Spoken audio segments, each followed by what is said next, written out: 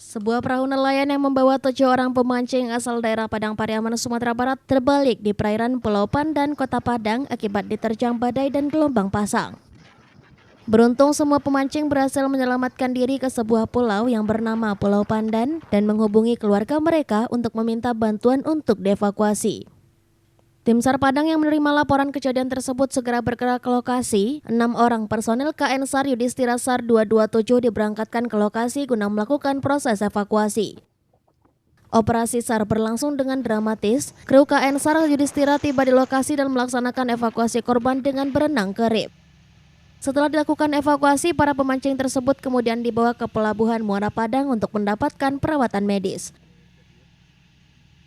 Ke tepian.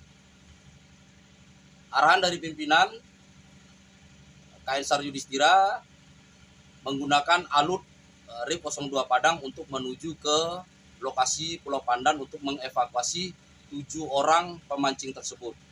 Setelah kami sampai di lokasi Pulau Pandan, kita melakukan evakuasi terhadap 7 orang nelayan, dan kondisi dari 7 survivor selamat tanpa kekurangan sesuatu apapun. Dan setelah kami evakuasi ke RIP 02, 7 orang pemancing tersebut kita bawa atau kita evakuasi menuju ke Muara Padang. 7 orang pemancing tersebut langsung dijemput oleh keluarga. Dan setelah itu arahan dari pimpinan RIP 02 beserta tim langsung bergerak menuju ke KN SAR Yudhistira.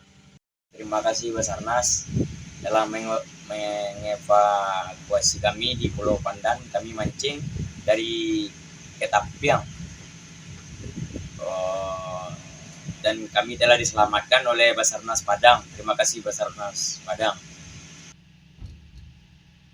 Dari Padang, Sumatera Barat, Budi Sunandar, iNews melaporkan.